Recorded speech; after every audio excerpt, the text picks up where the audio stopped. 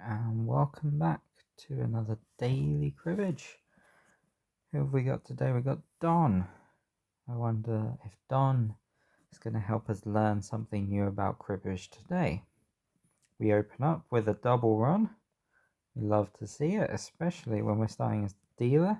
Double run improves to a 12-point run, which is very nice.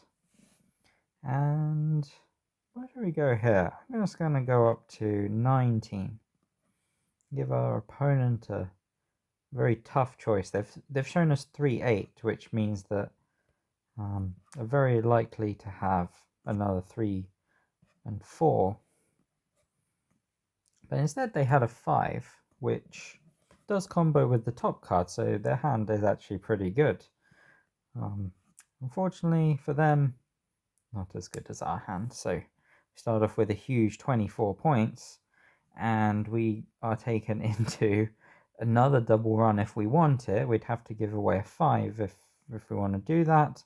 And actually, this is a particular double run where we do give away 5s. In fact, I think we might even be giving away 5 10s in such a position. That's how strong this double run is because it contains a whole bunch of 5s. It's got 2s and 3s in there, which means that this hand is really great. I think I should be playing the 2.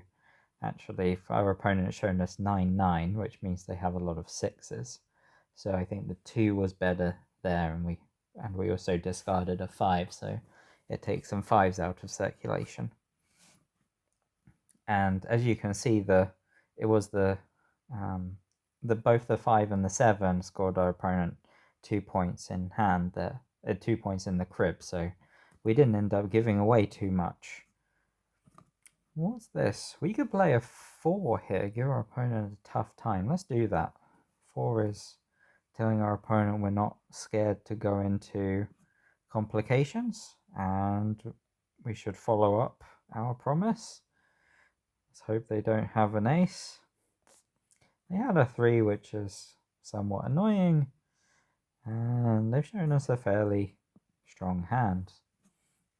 They went into the complications and they came out of it doing quite well, especially with that 3-3-4-5. We did give up a few points there, but we did that with the intention of just pulling ourselves ahead. So we get rid of 2-8 and we start off with a queen. We'll pair this 5. And we have compensation if our opponent tripled our 5 in the form of a 6. So we get this go, and our opponent gets the final go. We don't quite make it to 70. That's the way with averages, and our opponent is doing very well actually. Maybe it was a mistake to give away all those points on the play. Hindsight is 20/20. We'll keep some 5s with some 10s, and we get our 4 as well on top, so things are looking great again.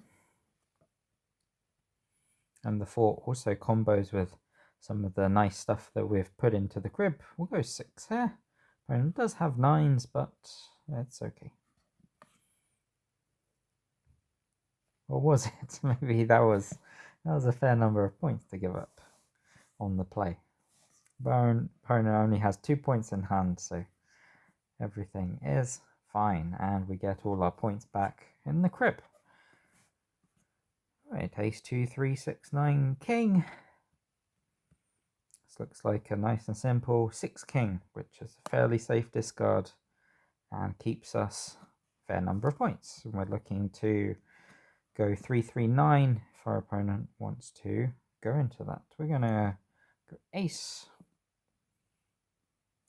And let's see if our opponent has their own ace. No.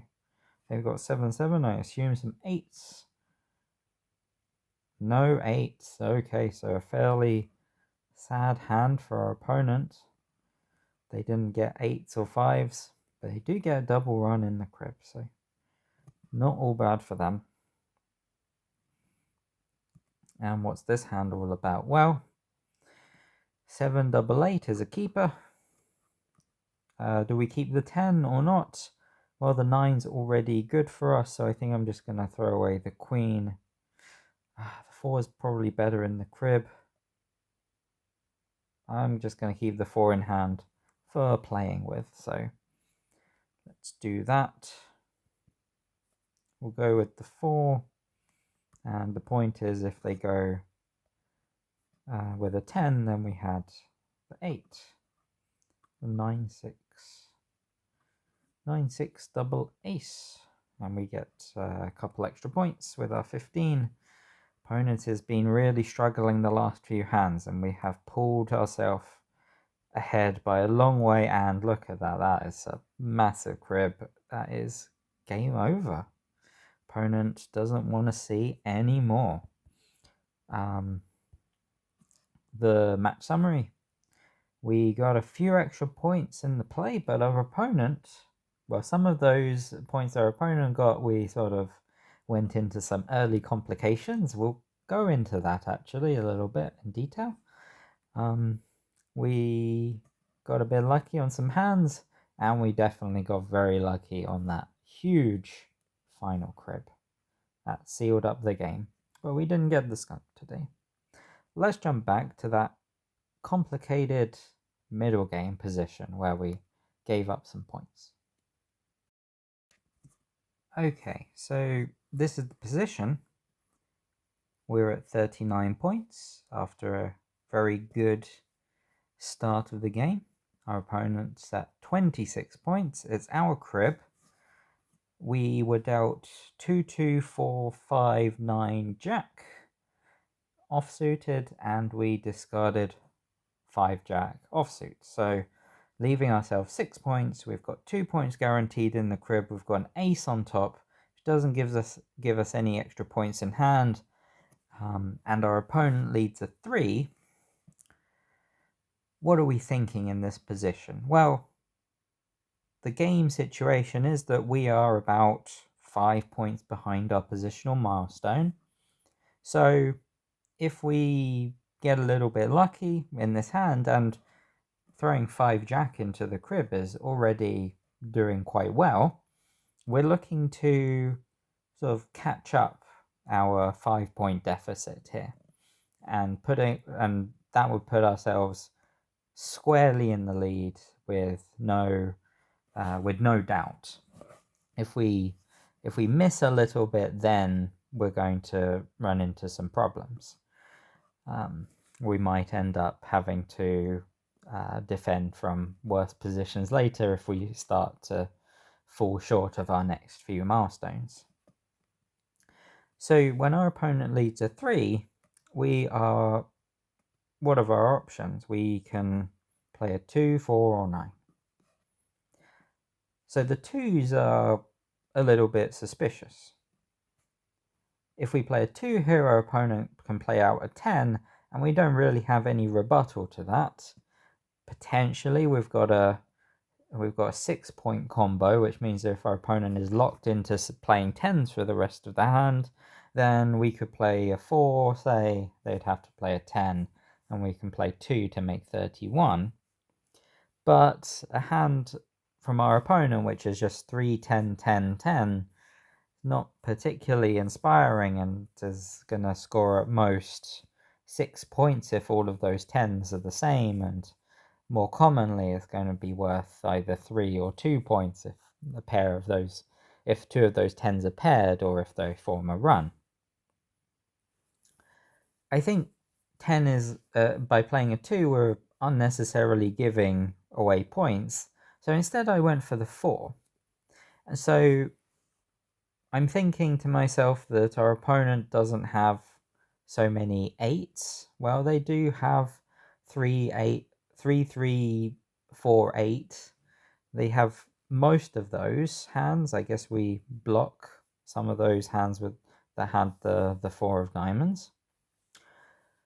We do block, though, a lot of hands the hands that we're mostly blocking are the ones that are 2, 3, 10. And we're blocking as well all the runs, so 3, 4, 5s and ace 2, 3s. We're blocking those pretty strongly, we've even thrown away 5 jack into the crib, so we're blocking 3 4 5s. So the thing that we might think here is that when we start thinking about what our opponent's most likely hand is, we might say, maybe it's some 3s and 6s and 9s, what I like to call the 0 mod 3 hands, or the multiples of 3 hands. And multiples of 3 are good because not only do they form pairs and triples, they can usually add to 15, because 15 is 15's a nice multiple of 3. So you just need a few multiples of 3 to make it. So for instance, if they had 3 3 9 9, we block that slightly with our 9, but it's not out of the question.